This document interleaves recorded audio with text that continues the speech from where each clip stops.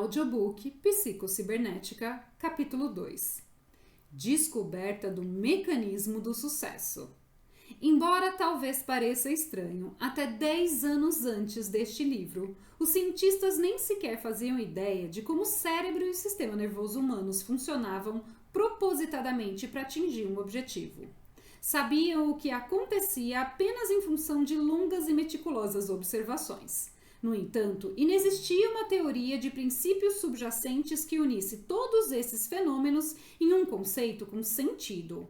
R. W. Gerard, escrevendo sobre o cérebro e a imaginação na Scientific Monthly em junho de 1946, afirmou ser lamentável, apesar de verdadeiro, que a mais significativa parte da nossa compreensão da mente permaneceria válida e útil se o crânio fosse preenchido com chumaços de algodão. No entanto, quando o próprio homem se propôs a construir um cérebro eletrônico e mecanismos de busca de objetivos, ele precisou recorrer à descoberta e à utilização de alguns princípios básicos. Com isso feito, esses cientistas começaram a se questionar: seria assim que o cérebro humano também funcionava?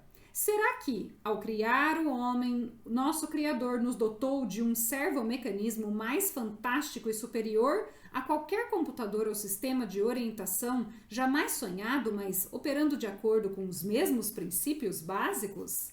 Na opinião de reconhecidos cientistas cibernéticos como o Dr. Norbert Wiener, Dr. John von Neumann e outros, a resposta foi um incondicional sim. Sistema de orientação integrado. Todo ser vivo tem um sistema de orientação integrado ou dispositivo de busca colocado nele pelo Criador a fim de aceitá-lo a atingir um objetivo. Em termos amplos, viver. Nas formas de vida mais primitivas, o objetivo de viver implica a sobrevivência física do indivíduo e da espécie. O mecanismo integrado nos animais limita-se a encontrar comida e abrigo, evitar ou vencer inimigos e perigos, além de procriar. No homem, o objetivo de viver extrapola a mera sobrevivência, pois ele tem necessidades emocionais e espirituais que inexistem nos animais. Para estes, viver significa tão somente a satisfação de necessidades básicas. Consequentemente, para o homem, o ato de viver incorpora mais do que a sobrevivência física e a procriação da espécie, na medida em que demanda certas satisfações emocionais e espirituais. O mecanismo de sucesso integrado ao homem também apresenta um escopo bem mais amplo do que o de um animal. Além de ajudar o ser humano a evitar ou vencer o perigo, assim como garantir o instinto sexual, que ajuda a manter a raça viva, o mecanismo de sucesso pode auxiliá-lo a encontrar respostas para problemas, inventar, escrever poesia, administrar um negócio, vender produtos, explorar novos horizontes científicos, alcançar mais paz de espírito, desenvolver uma personalidade melhor ou conquistar o sucesso em qualquer outra atividade que se relacione ao seu viver ou que contribua para uma vida mais plena. O instinto do sucesso. Um esquilo não precisa que o ensinem a pegar nozes, nem precisa aprender que se deve armazená-las para o inverno. Apesar de um esquilo nascido na primavera nunca ter experimentado o inverno, no outono ele armazena ativamente nozes que serão digeridas durante os meses de inverno, quando não haverá mais comida. Um pássaro não necessita de aulas de construção de ninhos nem de cursos de navegação. Mesmo assim, viaja milhares de quilômetros, às vezes em mar aberto. Ele não tem jornais ou TVs para receber informações meteorológicas, nem livros escritos por exploradores ou pássaros pioneiros para lhes mapear as áreas quentes da Terra. No entanto, o pássaro conhece o tempo e a localização exata de locais com climas quentes, mesmo que estejam a milhares de quilômetros de distância. Ao tentarmos explicar tais coisas, costumamos dizer que os animais têm certos instintos que os orientam. Analise esses instintos e descobrirá que eles ajudam o animal a ser bem-sucedido ao lidar com o ambiente. Em síntese, os animais têm um instinto de sucesso. Muitas vezes ignoramos o fato de que o homem também tem um instinto de sucesso. Aliás, muito mais fantástico e complexo que o de qualquer animal. Nosso Criador não complicou a vida do homem, pelo contrário. Ele foi especialmente abençoado nesse aspecto. Animais são incapazes de selecionar objetivos, autopreservação e procriação, aos quais estão, por assim dizer, pré-definidos. O mecanismo de sucesso deles se limita a imagens de objetivos integrados que chamamos de instintos. Homens, por outro lado, têm algo que os animais não têm: imaginação criativa. Assim, de todas as criaturas, o homem vai além e é também um criador. Por meio da imaginação, ele pode formular uma variedade de objetivos. É o único capaz de dirigir seu mecanismo de sucesso pelo uso da imaginação, ou seja, pela capacidade de imaginar. Muitas vezes pensamos que a imaginação criativa se aplica apenas a poetas, inventores e afins. Porém, ela existe em tudo que fazemos. Embora não entendessem por que razão ou quais meios a imaginação coloca em ação nosso mecanismo criativo, pensadores importantes de todas as épocas, bem como homens pragmáticos, reconheceram o fato e fizeram uso dele. A imaginação governa o mundo, disse Napoleão Bonaparte. Glenn Clark, o autor de O Homem que Tocou os Segredos do Universo, completou: de todas as faculdades humanas, a imaginação é a mais divina. Dougal Stewart, famoso filósofo escocês, também observou: a faculdade da imaginação é a grande mola mestra da atividade humana e a principal fonte de aperfeiçoamento do homem. Destrua essa faculdade e a condição do homem se tornará tão estacionária quanto a dos brutos. Henry J. Kaiser, industrial considerado o pai da construção naval americana, atribuiu muito de seu sucesso nos negócios ao uso construtivo e positivo da imaginação criativa. Você pode imaginar o seu futuro. O funcionamento dos mecanismos de sucesso. Não somos uma máquina. No entanto, descobertas na ciência da cibernética apontam uma conclusão de que o cérebro físico e o sistema nervoso formam um servomecanismo que funciona muito como um computador e um dispositivo mecânico de busca de objetivos. Cérebro e sistema nervoso constituem um mecanismo de busca de objetivos que opera automaticamente para alcançá-los, da mesma forma que um torpedo ou míssil autodirecionado procura seu alvo e segue seu caminho até ele. O servomecanismo integrado atua tanto como um sistema de orientação para guiá-lo na direção certa, visando atingir determinados objetivos ou dar reações corretas ao ambiente, quanto também como um cérebro eletrônico capaz de funcionar automaticamente para resolver problemas, fornecer respostas e ainda novas ideias ou inspirações. O Dr. John von Neumann, em seu livro O Computador e o Cérebro, afirma que o cérebro humano possui atributos tanto do computador analógico quanto do digital. O termo cibernética vem de uma palavra grega que significa o timoneiro. Os servomecanismos são constituídos de tal forma que automaticamente orientam o caminho para um objetivo, alvo ou resposta. Psicocibernética, uma nova concepção para o funcionamento do cérebro.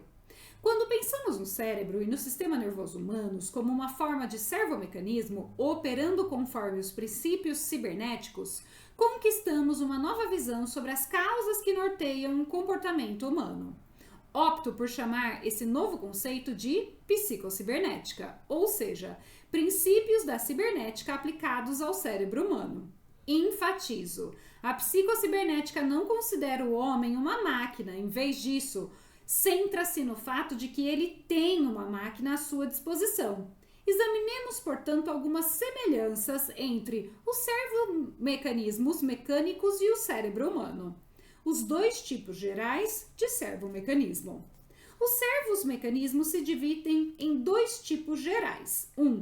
Quando o alvo, o objetivo ou a resposta são conhecidos e a finalidade é alcançá-los ou realizá-los. E 2, quando o alvo ou as respostas não são conhecidos e o objetivo é descobri-los ou encontrá-los. O cérebro e o sistema nervoso humanos operam nos dois sentidos. O torpedo autoguiado ou míssil interceptador exemplifica o primeiro tipo. Conhece-se o alvo, um navio ou um avião inimigo, e a finalidade é alcançá-lo. Essas máquinas precisam conhecer o alvo para o qual se dirigem e precisam ter algum tipo de sistema de propulsão que as impulsione na direção dele. Devem estar equipadas com órgãos sensoriais, radar, sonar, sensores térmicos que tragam informações do alvo. Esses órgãos sensoriais mantêm sempre a máquina informada. Quando está no curso correto, feedback positivo, e quando comete um erro e sai do curso, feedback negativo. A máquina não reage nem responde ao feedback positivo. Ela já está fazendo a coisa certa e continua fazendo o que deveria.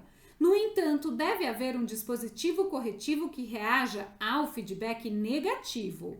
Quando o feedback negativo informa ao torpedo que ele está fora da rota, por exemplo, muito à direita, o dispositivo corretivo faz com que o leme se mova para conduzir a máquina de volta para a esquerda.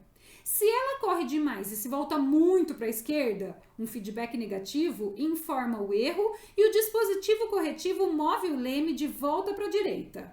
O torpedo cumpre seu objetivo avançando, cometendo erros e corrigindo-os continuamente. Por meio de uma série de zigue-zagues, ele tateia seu caminho até alcançar o objetivo.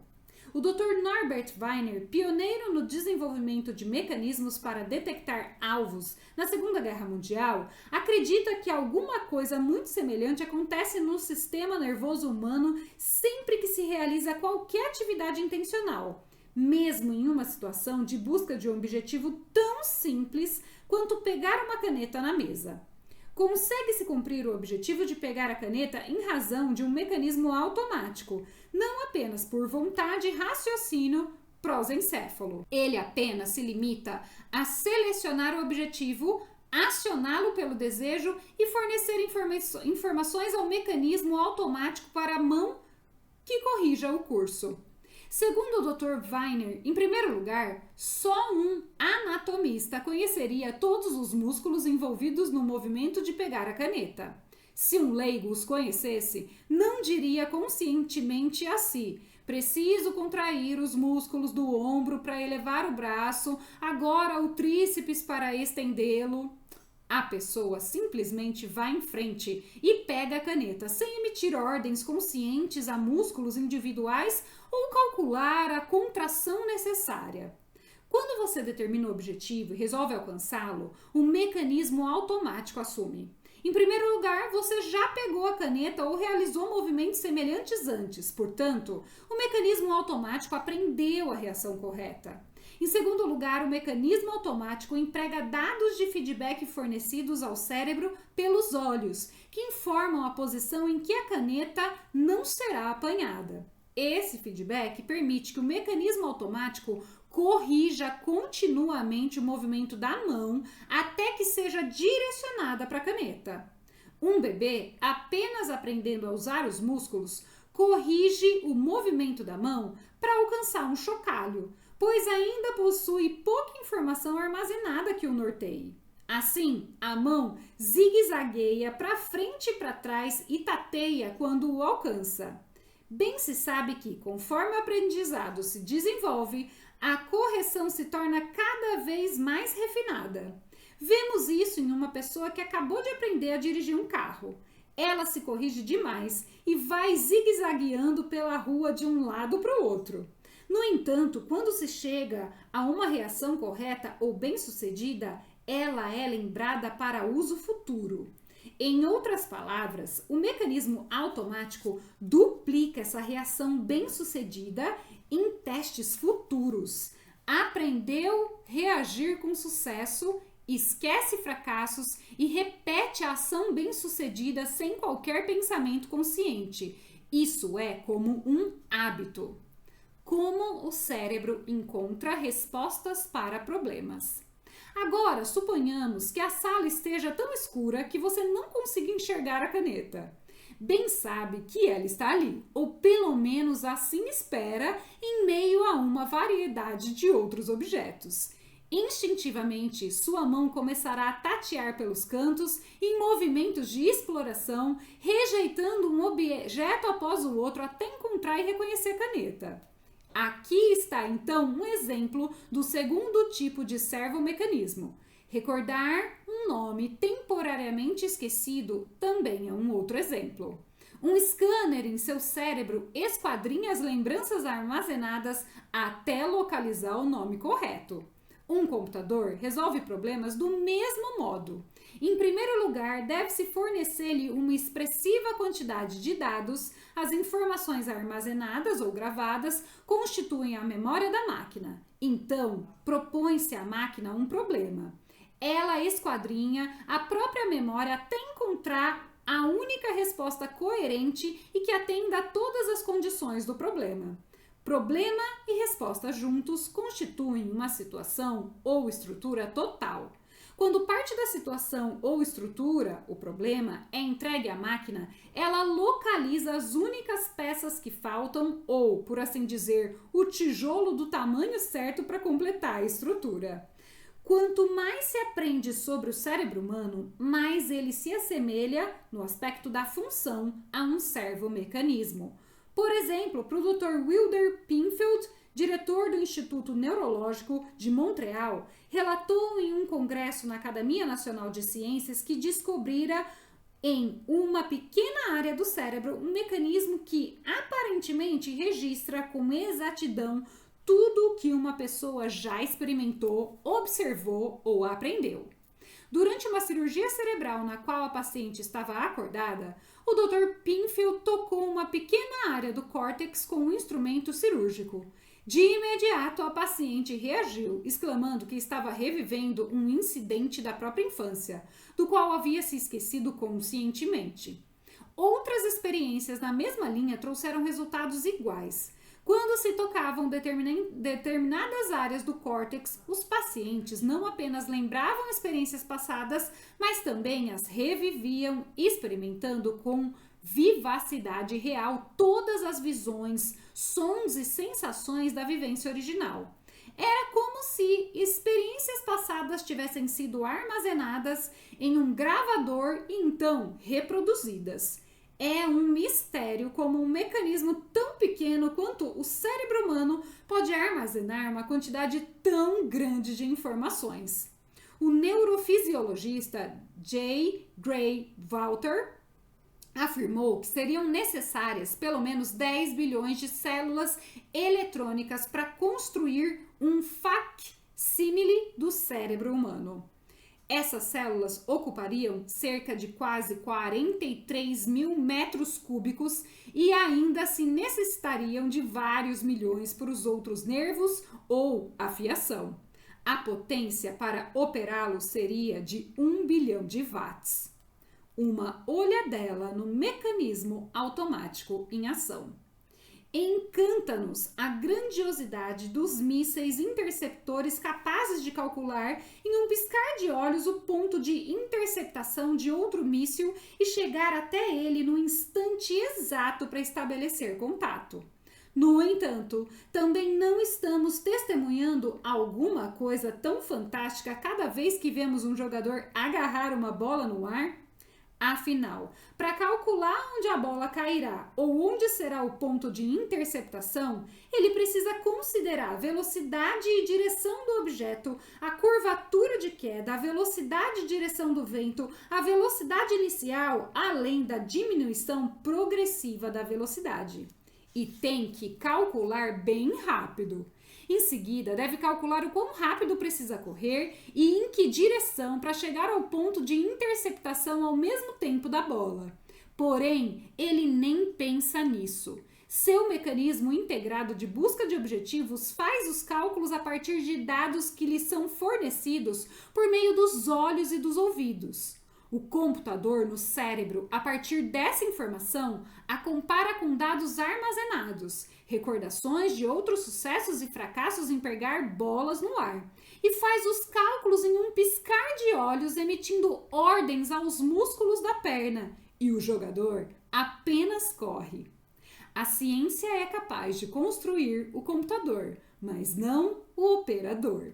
O Dr. Weiner disse que, pelo menos em um futuro próximo, os cientistas não serão capazes de construir um cérebro eletrônico, computador comparável ao humano. Acho que nosso conhecimento sobre dispositivos já evidenciou não conseguir determinar as vantagens e desvantagens especiais da maquinaria eletrônica em comparação com o cérebro humano. O número de dispositivos de comutação no cérebro humano excede amplamente o número em qualquer máquina de computação já desenvolvida ou mesmo pensada para ser projetada em um futuro próximo. E mais, mesmo que tal máquina fosse construída, faltaria um operador. Um computador não possui um prosencéfalo, nem um eu. Ele não pode apresentar problemas a si mesmo, não tem imaginação, não pode estabelecer, então, objetivos, não pode determinar quais objetivos valem a pena ou não tem emoções, não pode sentir, ou seja, funciona apenas por novos dados que lhe são fornecidos por um operador, por dados de feedback que ele protege de seus próprios órgãos sensoriais e por informações previamente armazenadas. Existe um armazém de ideias, conhecimento e poder? Muitos grandes pensadores de todas as épocas acreditavam que as informações armazenadas do homem não se limitam a memórias de experiências passadas e fatos aprendidos. Há uma mente comum a todos os homens individuais, disse Emerson, que comparou nossas mentes individuais a enseadas do oceano da mente universal. Edison acreditava que algumas de suas ideias surgiram de uma fonte fora dele. Certa vez, quando elogiado por uma ideia criativa, ele recusou o mérito dizendo que as ideias estão no ar e que, se ele não tivesse feito a descoberta, alguém faria. Redigindo sua tese de doutorado, o Dr. Tom Hanson, autor de Play Big, Jogue Grande, entrevistou o famoso Stan The Man Musial do Hall da Fama da maior liga do beisebol, que declarou: quando eu me concentrava, algo costumava me dizer como o sujeito ia lançar, e essa coisa nunca me enganou.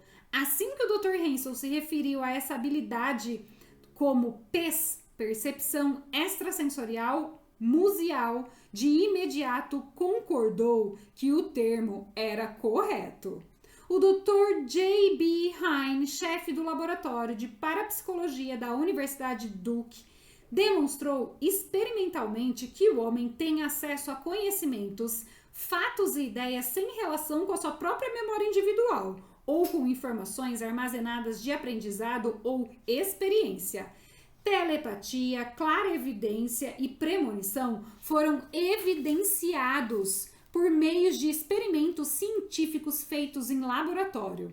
A descoberta do Dr. Hine, referente ao homem possuir algum fator extrasensorial que ele chama de psi, não é mais colocada em dúvida pelos cientistas que revisaram com seriedade o trabalho por ele desenvolvido. Como disse o professor R.H. Towles, da Universidade de Cambridge, autor de Straight and Crowner Thinking, Pensamento Linear e Tortuoso. A veracidade dos fenômenos deve ser considerada comprovada tão certamente quanto qualquer coisa na pesquisa científica pode ser comprovada. Descobrimos, afirmou o Dr. Hine, que existe uma capacidade para adquirir conhecimentos que transcende as funções sensoriais.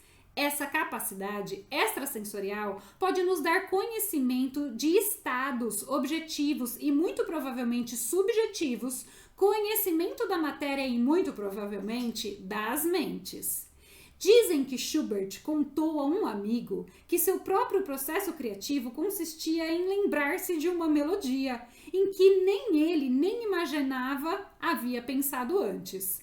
Muitos artistas criativos e também psicólogos que estudam o processo criativo impressionam-se com a semelhança entre inspiração criativa, revelação repentina, intuição e a memória humana comum. Procurar uma nova ideia ou uma resposta para um problema é de fato muito semelhante a buscar na memória um nome de que se esqueceu.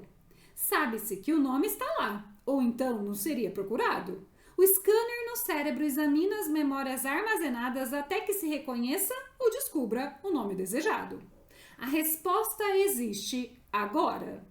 Da mesma maneira, quando desejamos encontrar uma nova ideia ou a resposta a um problema, devemos supor que ela já existe em algum lugar e então lançarmos-nos para encontrá-la. O Dr. Norbert Wiener escreveu em O Uso Humano de Seres Humanos: uma vez que um cientista ataca um problema cuja resposta ele sabe existir, altera-se toda a sua atitude. Ele já está a cerca de 50% do caminho para alcançá-la. Quando nos propomos a exercer um trabalho criativo, em vendas, gestão de negócios, literatura, relações humanas ou em qualquer outra coisa, começamos com um objetivo em mente, um fim a ser alcançado, um alvo que, embora talvez vago, será reconhecido quando conquistado. Se temos um desejo intenso e começamos a pensar em todos os ângulos do problema, nosso mecanismo criativo entra em ação. E o scanner, de que já falamos, começa a esquadrinhar as informações armazenadas ou a tatear o caminho para uma resposta. Nesse processo, ele seleciona uma ideia aqui, um fato ali, uma série de experiências anteriores e as relaciona, ou as amarra de um modo significativo que preenche a parte incompleta da nossa situação, completa a equação e resolve o nosso problema. Quando essa solução se apresenta à nossa consciência, muitas vezes em um momento que estamos pensando em outra coisa, ou talvez até mesmo na forma de um sonho enquanto a consciência dorme, algo dá um clique e imediatamente reconhecemos isso como a resposta que estávamos procurando.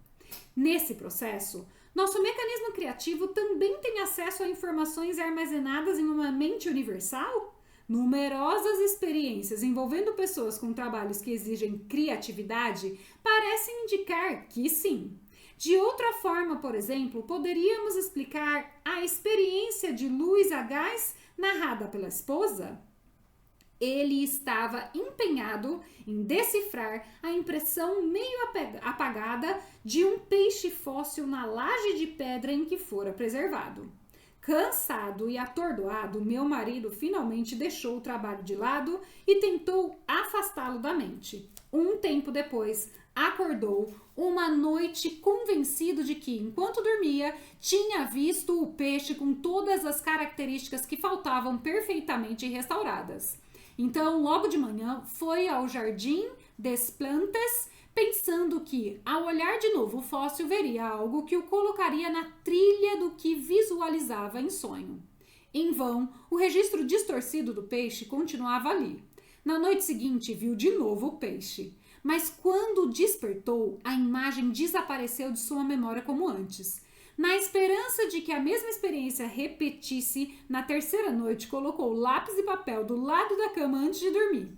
De manhãzinha o peixe reapareceu no sonho. Uma imagem ainda meio confusa, mas depois tão nítida que já não restavam dúvidas quanto aos seus característicos zoológicos.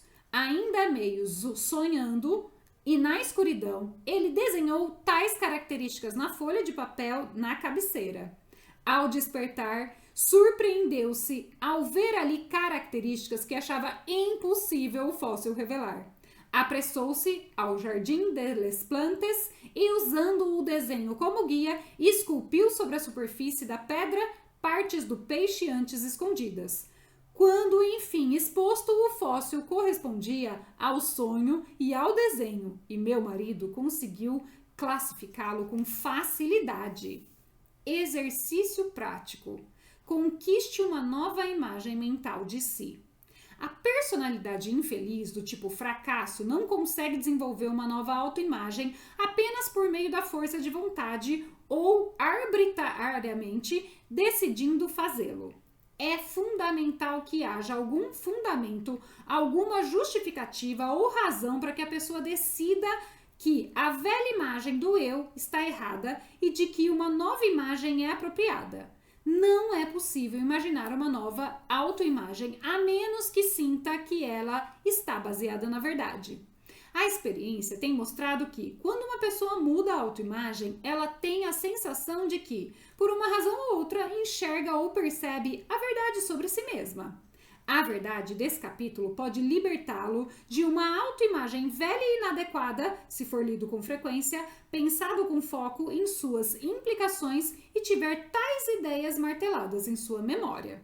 A ciência agora confirmou que os filósofos, místicos e outras pessoas intuitivas há muito declaram: todo ser humano foi projetado para o sucesso pelo Criador.